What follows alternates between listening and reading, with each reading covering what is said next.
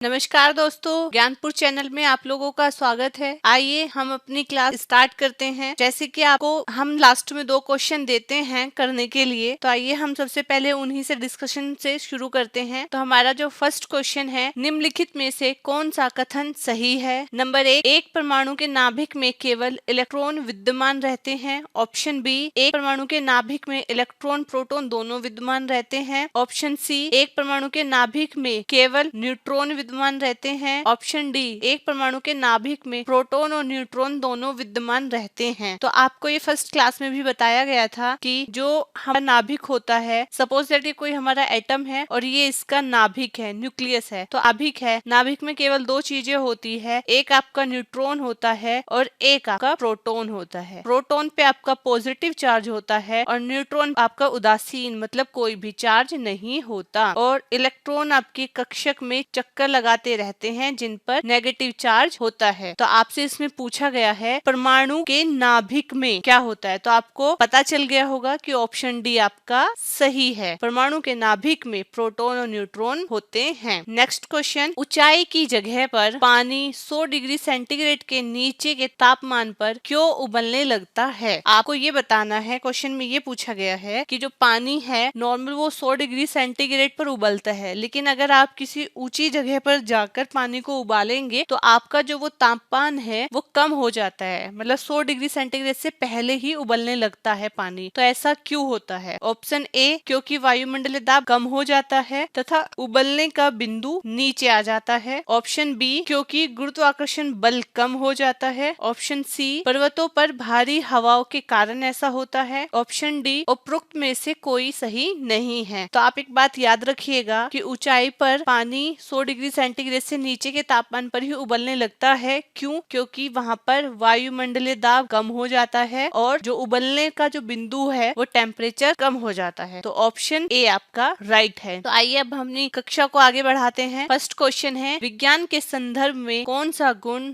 मिश्रण का नहीं है? आपको यहाँ 4 ऑप्शन दिए गए हैं, इनमें से बताना है कि ऐसी कौन सा गुण है जो मिश्रण का नहीं है। फर्स्ट ऑप्शन, इसकी संरचना नियत होती है, जिसमें आपको बताया कि जो इसकी स्ट्रक्चर होती है वो नियत होती है। यह 2 या अधिक तत्वों या यौगिकों से बनता है या इसे भौतिक तरीकों से अलग किया जा सकता है। और लास्ट ऑप्शन, किसी मिश्रण के घटक अपने गुणों को बनाए रखते हैं। तो आपको इसमें बताना था कि मिश्रण का गुण नहीं है। तो ऑप्शन बी आपका सही है कि 2 या 2 से अधिक तत्व या यौगिक द्वारा बनता है, ये गलत है। इसमें आप देखिएगा कि मिश्रण क्या होते हैं। मिश्रण होते हैं कि जब आप किसी द्रव, ठोस या गैस को आपस में मिला दो और इस तरीके से मिला दो कि उनके जो गुण हैं, उन पदार्थों के जो गुण होंगे वो परिवर्तित ना हो, तो ऐसे को हम क्या बोलते हैं? उन सब चीजों को मिश्रण कहा जाता है। और जो मिश्रण होते हैं वो 2 प्रकार के होते हैं। एक आपका समांगी मिश्रण होता है, एक आपका विषमांगी मिश्रण होता है। समांगी मिश्रण वो होता है कि जब आप किसी विलयन में कोई विलय मिलाते हैं तो वो पूर्णतः मिल जाए। जैसे ये आपका वाटर है, इसमें आपका जल है और इस जल में अगर आप चीनी या नमक घोल देते हो तो आप ये जानते हो कि वो पानी में बहुत अच्छे से घुल जाती है। तो उसके बाद क्या आप उसमें आइडेंटिफाई कर पाओगे कि चीनी कहाँ कहाँ है, कि चीनी इस पोर्शन में, इस पोर्शन में, इस पोर्शन में, या यहाँ, ऐसे नहीं पता कर पाओगे। इसका क्या मतलब है कि जो विलय है आपका, जो विलायक है वो बहुत अच्छे से, विलय और विलायक बहुत अच्छे से मिल जाते हैं। आपको केवल एक ही प्रावस्था देखने को मिलती है, इसीलिए इसको क्या बोलते हैं? समांगी तंत्र। समांगी तंत्र क्या होते हैं? जहाँ केवल आपको एक प्रावस्था देखी जाए। ऐसी विषमांगी क्या होता है? विषमांगी में होता है कि जहाँ आपको 2 प्रावस्थाएं देखने को मिले। एक तो ये, दूसरा चीज ये कि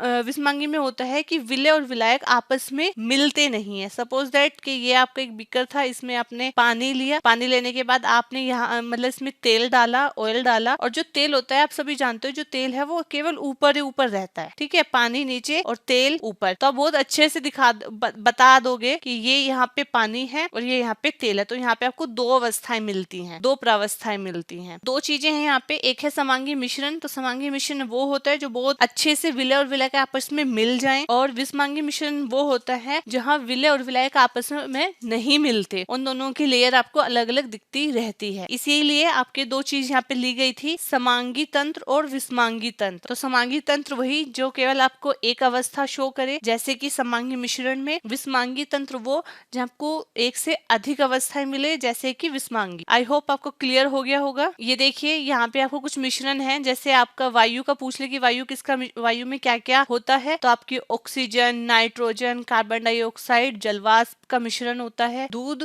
में आपका जल, वाष्प, प्रोटीन, कार्बोहाइड्रेट एवं विटामिन होते हैं। समुद्र जल में जल एवं विभिन्न प्रकार के लवण होते हैं। आइसक्रीम में दूध एवं शक्कर होती है। सोडा वाटर में खाने का सोडा, कार्बन डाइऑक्साइड एवं जल का मिश्रण होता है। नीचे आपको इस डायग्राम में दिखा रखा है कि मिश्रण दो प्रकार के होते हैं, एक होता है समांगी मिश्रण, एक होता है विस्मांगी। आपको ये अभी बताया है कि समांगी और विस्मांगी मिश्रण क्या होते हैं। इसके एग्जाम्पल देख लेना कि समांगी मिश्रण जैसे आपका हवा, विलयन, जो आपकी कोल्ड ड्रिंक्स होती हैं। विस्मांगी जैसे मृदा और चट्टानें होती हैं। जैसे आपने वाटर लिया, वाटर में अगर आप रेत डाल दोगे तो रेत नीचे बैठ जाएगा, तो आपको दिख रहा है कि वो आपस में नहीं मिलते। मिट्टी का भी है, मिट्टी नीचे बैठ जाएगी। ठीक है, नेक्स्ट क्वेश्चन पे चलते हैं। निम्नलिखित कथनों में से कौन सा कथन सत्य है? ऑप्शन ए, पानी हाइड्रोजन और ऑक्सीजन का मिश्रण है। ऑप्शन बी, पानी नाइट्रोजन और ऑक्सीजन का एक यौगिक है। ऑप्शन सी, पानी ऑक्सीजन और हाइड्रोजन का एक यौगिक है। ऑप्शन डी, पानी एक मूल तत्व है। तो आप सभी जानते हैं कि जल को अगर हम वैज्ञानिक भाषा में जानते हैं कि H2O बोला जाता है। H मतलब हाइड्रोजन, O मतलब ऑक्सीजन। तो जो जल है, जो पानी है, वो किस चीज का मिश्रण हुआ? हाइड्रोजन और ऑक्सीजन का। तो ऑप्शन ए आपका सही है। अब चलते हैं नेक्स्ट क्वेश्चन हम देख लेते हैं। नेक्स्ट क्वेश्चन में क्या है? नेक्स्ट क्वेश्चन में आपसे पूछा गया है हवा एक डैश है। ऑप्शन ए शुद्ध मिश्रण, ऑप्शन बी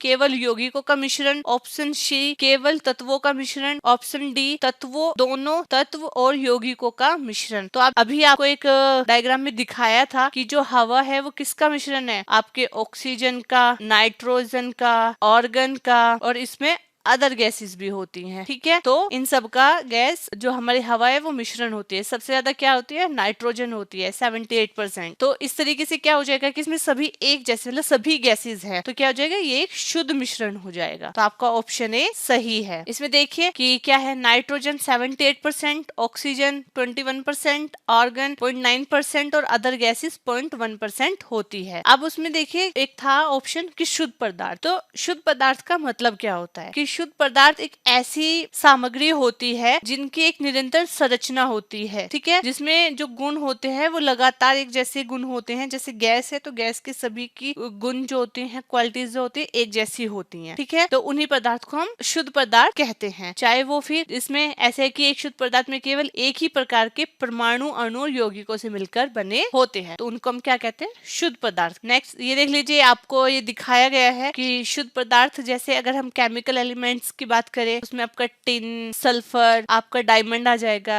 कंपोनेंट की बात करें तो शुगर, वाटर, बेकिंग सोडा। अगर हम क्रिस्टल्स की बात करें तो आपका साल्ट, प्रोटीन क्रिस्टल, कॉपर, ये सब आ जाएगा। ठीक है, तो याद रखिएगा आप इनको, क्योंकि ये क्वेश्चन में पूछ लेते हैं ऑप्शन देके। नेक्स्ट क्वेश्चन है, निम्नलिखित में से कौन सा एक मिश्रण नहीं है? Option A graphite, option B कांच, ऑप्शन सी पीतल, ऑप्शन डी इस्पात। तो ऑप्शन ए करेक्ट है, क्योंकि जो ग्रेफाइट है वो कोई मिश्रण नहीं है। अब बात करते हैं कि जो ग्रेफाइट है आखिर वो होता क्या है। तो आप एक क्वेश्चन याद रखिएगा कि यहाँ से क्वेश्चन पूछा जाता है कि जब जो बच्चे पेंसिल यूज करते हैं उसमें जो सुरमा होता है जिससे लिखा जाता है वो किसका बना होता है? वो ग्रेफाइट का ही बना होता है। ठीक है, याद रखिएगा आप ये बात। इसमें देखिएगा कि जो ग्रेफाइट है वो काला होता है, अपारदर्शी होता है। इसकी कार्बन की जो संरचना है वो षटकोणीय होती है और ये ताप और विद्युत का सुचालक होता है। और इसकी परमाणु, कार्बन के परमाणु sp2 संकरित। अब आप कांच को देखिए तो कांच या शीशा क्या होता है? ये अकार्बनिक पदार्थ का बना होता है। ये पारदर्शी अपारदर्शी होता है। इससे शीशे बनते हैं, बोतल बनती है। अगर हम पीतल की बात करें तो क्या है? ये एक मिश्र धातु है। किस किस का? तांबा और जिंक का, जिसका अगर हम पीत, मतलब संस्कृत में इसको पीत बोलते हैं। पीत का मतलब होता है पीला। इस्पात की अगर हम बात करें तो ये भी मिश्रण है किसका? लोहे का, कार्बन का और कुछ अन्य तत्वों का। और ये अधिक मूल्यवान नहीं होता है, इसलिए इसका जो उपयोग है वो भवनों में, अधोसंरचना में, औजार, जलयान, वाहन, मशीनों के निर्माण में किया जाता है। नेक्स्ट क्वेश्चन, पदार्थ का परमाणविक सिद्धांत सर्वप्रथम किसने प्रस्तावित किया था? Option A John Dalton, option B Rutherford, option C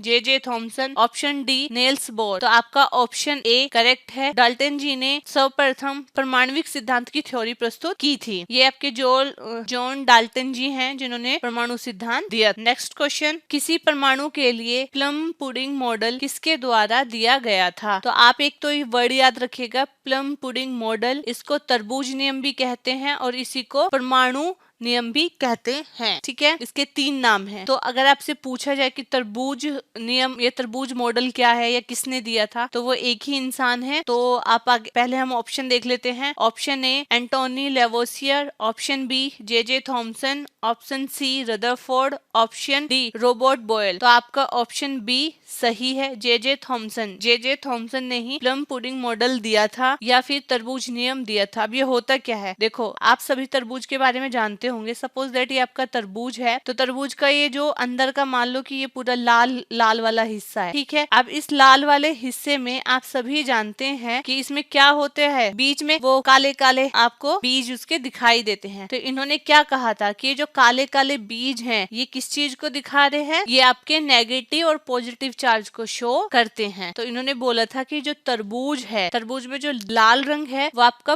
positive charge दिखाता है और जो काले रंग के जो तिल है वो आपको इलेक्ट्रॉन मतलब नेगेटिव चार्ज दिखाता है। इसलिए इसको प्लम पुडिंग मॉडल भी कहा जाता है या फिर इसको तरबूज नियम भी कहा जाता है। ये देख लीजिए कि थॉमसन का जो परमाणु मॉडल है इसको तरबूज नियम, प्लम पुडिंग परमाणु नियम के नाम से भी जाना जाता है। थॉमसन ने अपने प्रयोगों द्वारा बात प्रस्तुत की थी कि परमाणु गोलाकृति के होते हैं तथा परमाणु में धन आवेश से युक्त अनगिनत कण मौजूद रहते हैं और ऋण आवेश युक्त कण इलेक्ट्रॉन भी इसमें उपस्थित होते हैं। नेक्स्ट क्वेश्चन देख लेते हैं। निम्न कथनों पर विचार कीजिए। कथन ए, नमक और बर्फ के मिश्रण से 0 डिग्री सेंटीग्रेड से नीचे का तापमान प्राप्त होता है। कारण आ, नमक बर्फ के हिमांक को बढ़ा देता है। उपर्युक्त कथनों के संदर्भ में कौन सा एक सही है? ऑप्शन ए और आर दोनों सही हैं, परंतु आर ए का सही स्पष्टीकरण है। ऑप्शन बी, ए और आर दोनों सही हैं किंतु आर ए का सही स्पष्टीकरण नहीं है। ऑप्शन सी, ए और आर ए सही है परंतु आर गलत है। ऑप्शन ए गलत है परंतु आर सही है। तो आप एक बात बताइए कि आपने ये एक्सपेरिमेंट खुद भी करके देखा होगा घर पे कि बर्फ पे अगर आप नमक डाल देते हो तो क्या वो जल्दी जमने लगता है? तो ऐसा तो नहीं होता। ठीक है, तो इसमें क्या होता है कि हिमांक बढ़ने लगता है। ये बात गलत है। अब आपका ए तो सही है, तो इसका क्या हो जाएगा कि ए सही है परंतु आर गलत है। नेक्स्ट क्वेश्चन, कोहरे में निम्नलिखित में से कौन सा कोलाइड तंत्र अभिव्यक्त होता है? तो आप क्या पूछा गया है कोहरे के बारे में। तो जो कोहरे का होता है वो आपका होता है द्रव में गैस।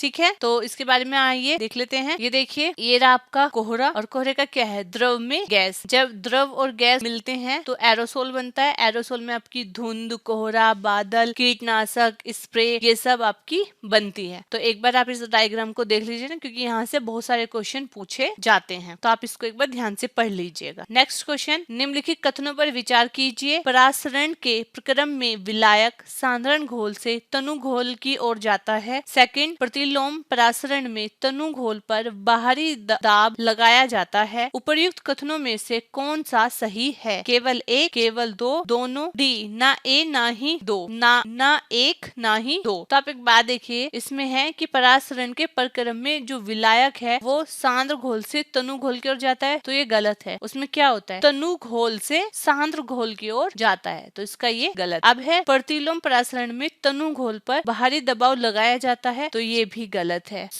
तनु घोल पर बाहरी दबाव नहीं लगाया जाता, तो आपका ऑप्शन डी सही हो जाएगा, ना ही ए ना ही दो। इसमें अगर हम परासरण की बात करें तो परासरण में होता है कि जब विलय और विलायक घुल मतलब एक मिक्सचर, एक मिश्रण तैयार किया जाता है, तो हमारा जो विलय है, घुलने वाली जो वस्तु है, वो इस तरीके से ले कि अर्धपारगम्य झिल्ली से वो छन के ना निकले, इस तरीके से।